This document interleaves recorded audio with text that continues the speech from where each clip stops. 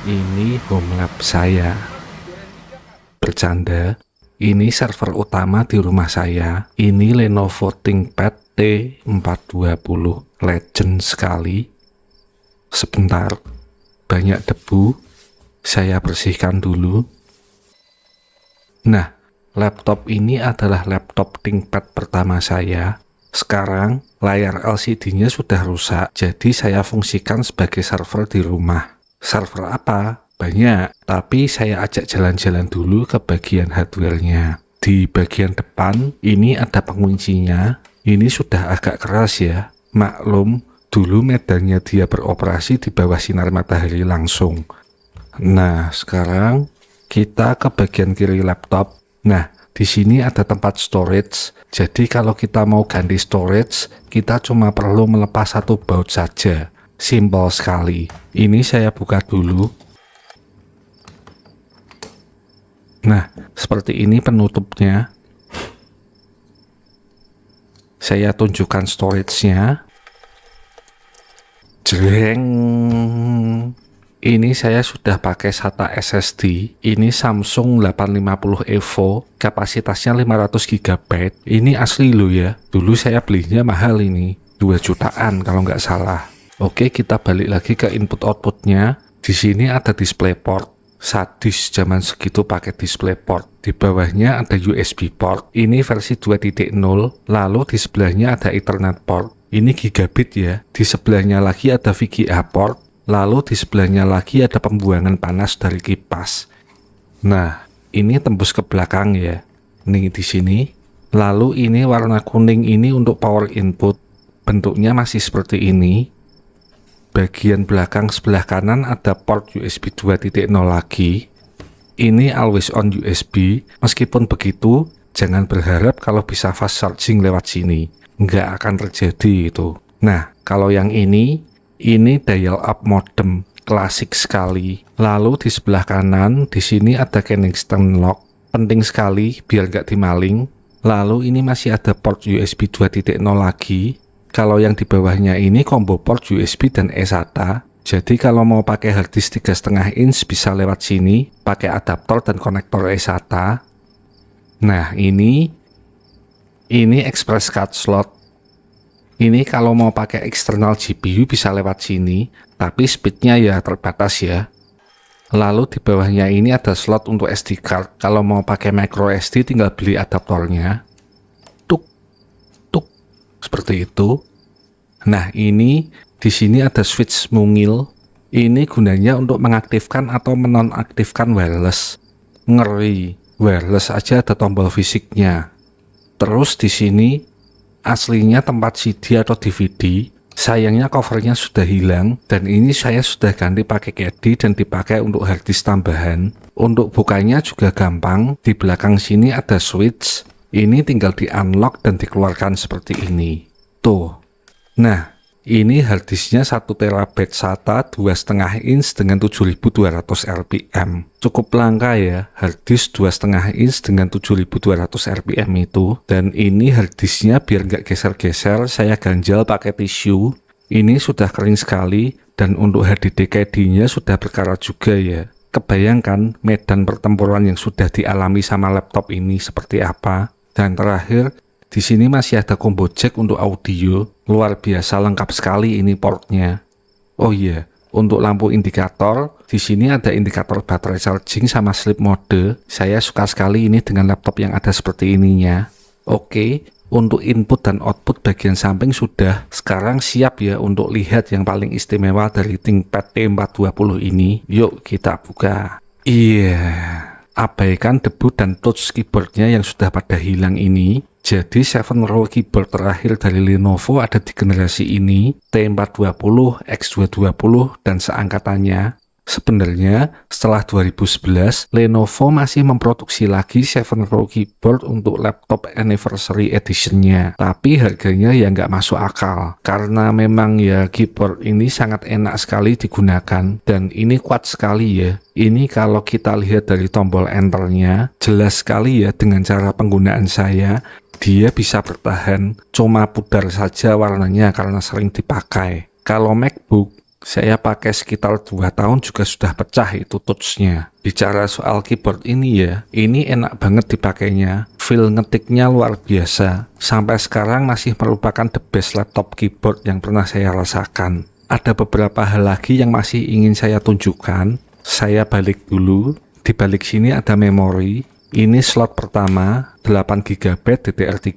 Nanti di balik keyboard ini ada lagi. Jadi laptop ini support dual channel memory ya. Nah, di sebelahnya ini ada one card, tapi ini bisa digunakan untuk storage juga. Ini pakainya M-SATA. Sebentar, saya buka dulu.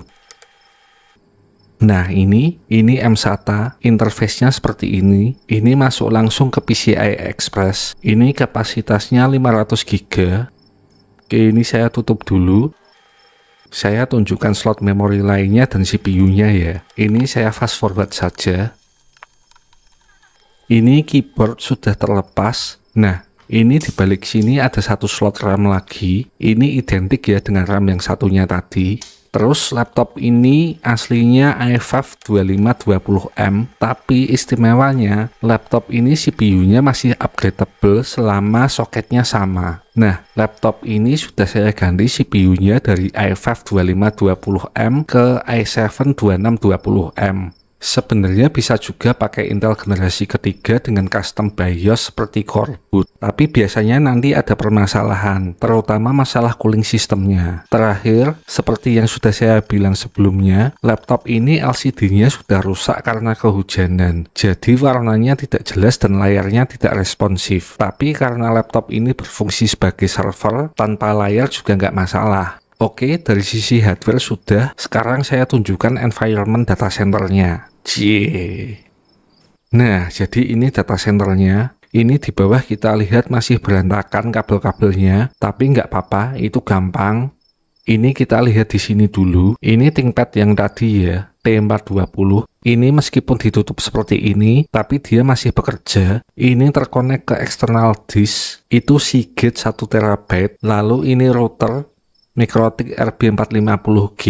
Nah, karena kalau siang nggak nyalain AC itu panas banget ruangannya, jadi saya kasih kipas biar nggak overheat routernya. Seperti itu. Kalau yang ini monitor Dell U2515H. Ini koneknya ke DisplayPort, lalu ini USB-A ke USB-B. Ini untuk menghubungkan semua USB port yang ada di monitor ke laptop dengan satu kabel saja.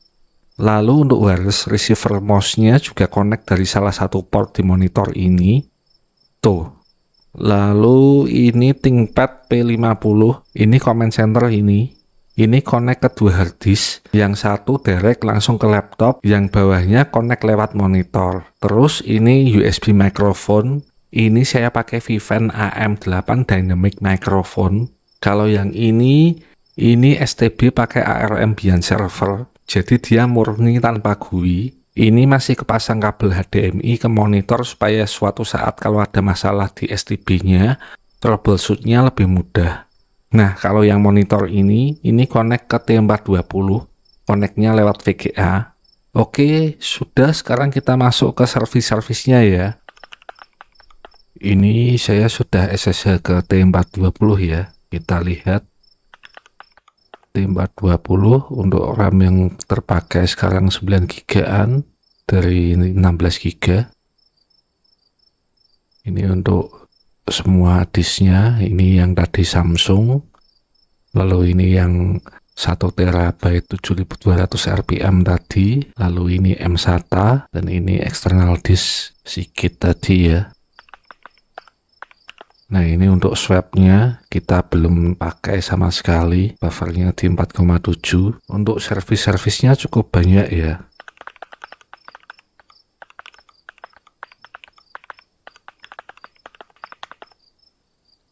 Ini ada auto SSH, ada Docker, ada firewall. Ini untuk ambil matrix dari GitHub, ada MariaDB, ada I2P.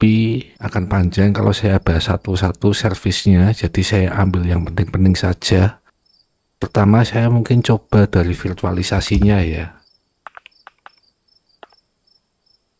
Ini saya pakai libvirt di sini. Nah, libvirt yang ada di T420 itu bisa saya akses dari virt manager dari laptop P50 ini ya. Ini saya tinggal connect. Nah, di sini ada 4 VM tapi yang berjalan 3. Ini ada KVM. Ini saya ambil data dari website ya. Ini scraping website. Ini berjalan di VM Arch Linux. Lalu ada Home Assistant.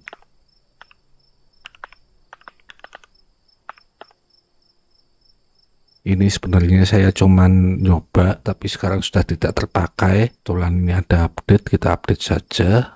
Ini saya tutup dulu. Nah, untuk Ubuntu 24.04 ini saya pakai untuk DNS.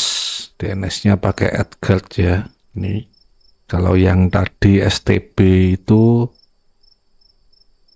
DNS juga, ini secondary. Lumayan lah ya untuk processing time-nya, rata-rata di 21 ms untuk STB, sedangkan untuk VM yang ada di T420 itu 15 millisecond. Lumayan dengan hardware yang seperti itu. Nah, untuk Virt Manager ini connect-nya saya dari SSH ya, jadi dia bisa connect ke sana. Ini saya tutup dulu. Kita sekarang ke Docker.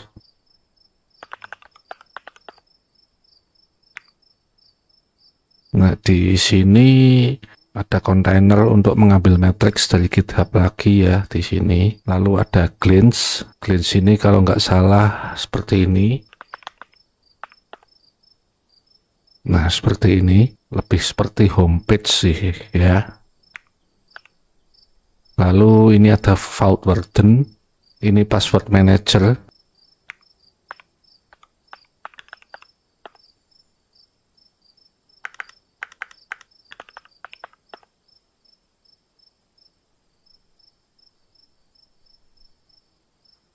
Ini jalan semua ya. Statusnya oke semua. Untuk configuration-nya juga pakai protokol HTTPS. Tapi ini Vault Warden ini saya sudah nggak pernah pakai ya, karena sekarang saya pakainya itu Kipas SX XG, bukan XX ya. Ini jadi semua lokal. Ini hanya arsip saja sekarang. Lalu ada port trainer.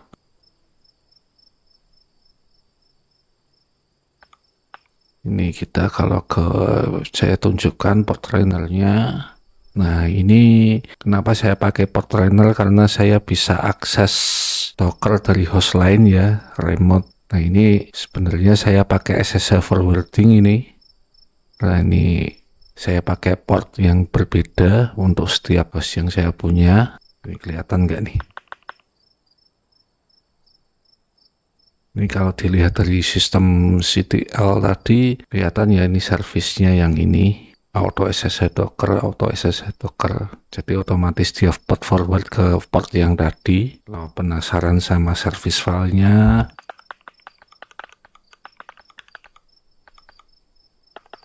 seperti ini. Jadi dia port forward ke 22375 dari Unix socket yang di remote tadi. Lalu untuk kontainer lain saya pakai history juga, ini server history. Kalau teman-teman nggak tahu history itu apa,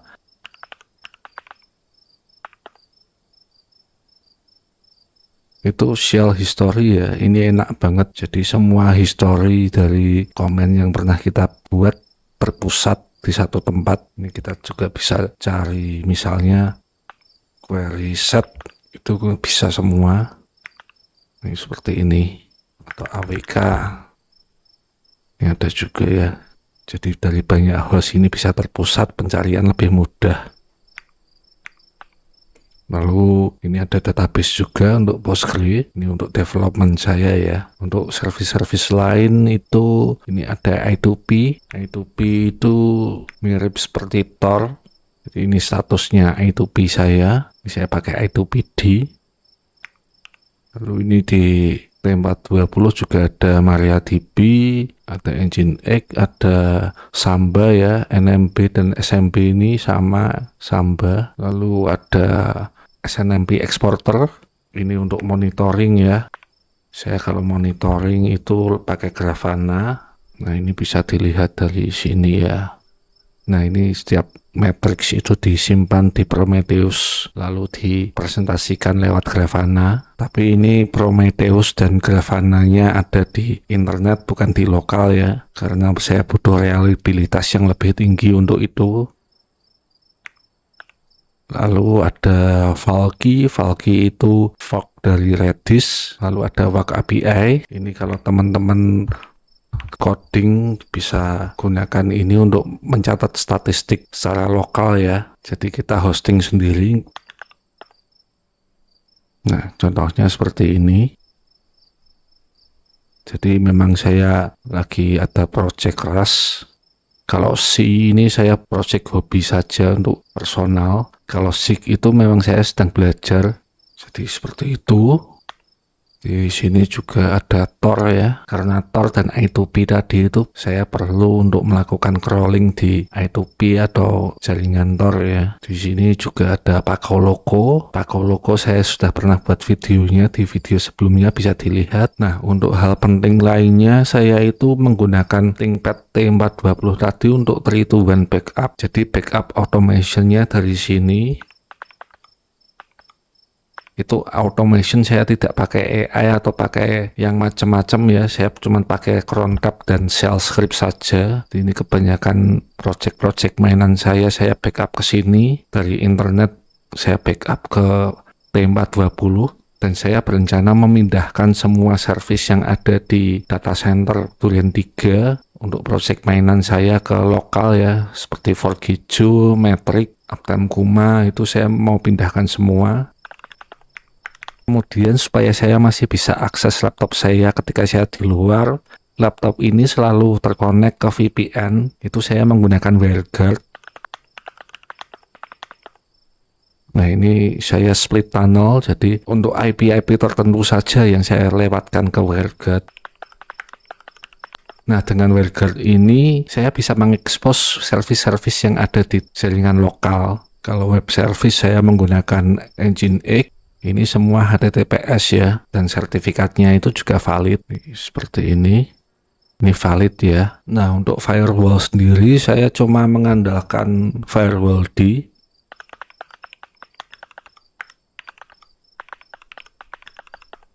Nah, ini simpel saja. Untuk performanya gimana? Ya seperti inilah ya. Tapi untuk service-service yang saya gunakan itu tidak terlalu berat dan tidak ada akses yang banyak, jadi ya enteng saja sih, masih oke. Jadi seperti saya bilang sebelumnya, kalau saya ingin memindahkan service-service project mainan saya yang ada di internet ke lokal ini akan saya upload juga. Oke, jadi sampai di sini dulu. Terima kasih sudah menonton. Sampai jumpa. Bye bye.